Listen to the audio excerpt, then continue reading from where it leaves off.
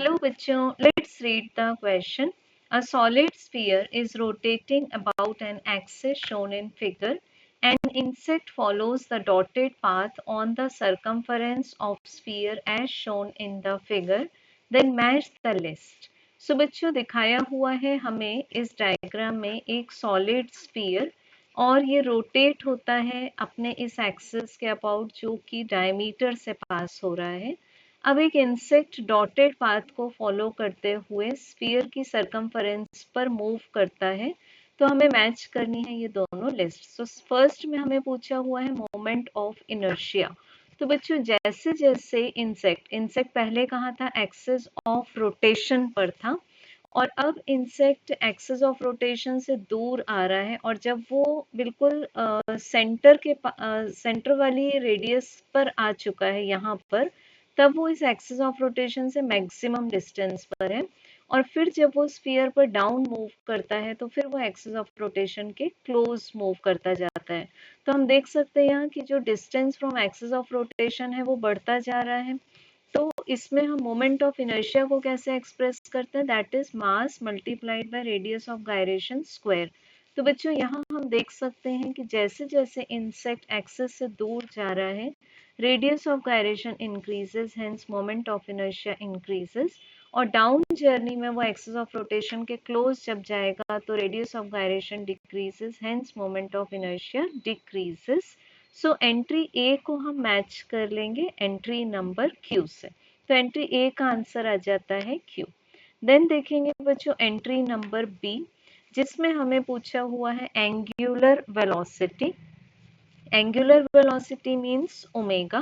तो इसमें हम चेक करेंगे कि यहाँ कोई भी एक्सटर्नल टॉर्क एक्ट नहीं होता, तो we can apply the law of conservation of angular momentum.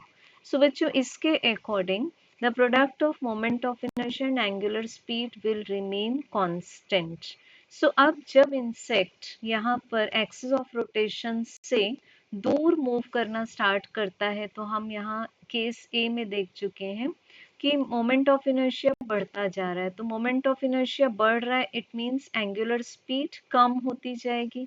तो एंगुलर स्पीड कम कब होगी, जब मोमेंट ऑफ इनर्शिया बढ़ रहा है। और इस पॉइंट से जब इंसेक्ट डाउन जर्नी करता है तब हम देख रहे हैं मोमेंट ऑफ इनर्शिया कम हो रहा है, तो एंगुलर स्पीड बढ़ेगी क्योंकि दोनों का प्रोडक्ट कैसा मेंटेन होना चाहिए, constant.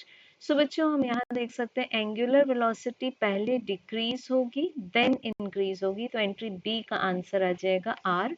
Then comes entry number C. Entry C में हमें पूछा एंगुलर मोमेंटम, तो एंगुलर मोमेंटम को हम लोग ऑलरेडी क्या अप्लाई कर चुके हैं, conservation law. That is we can say that angular momentum will remain constant in the absence of any external torque। तो बच्चों यहाँ हमारे पास एंट्री नंबर सी का आंसर आ जाएगा पी। देन लास्ट में है entry D, rotational kinetic energy, जिसको हम एक्सप्रेस करते हैं half times moment of inertia times angular velocity square से।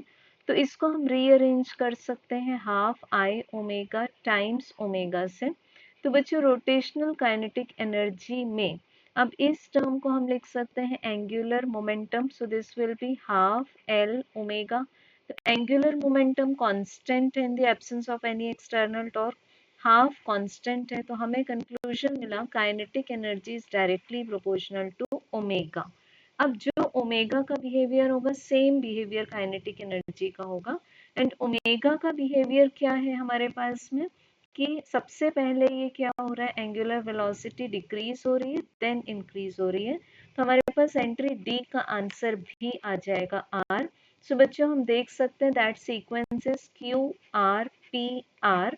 So correct answer will be option number D. Thank you.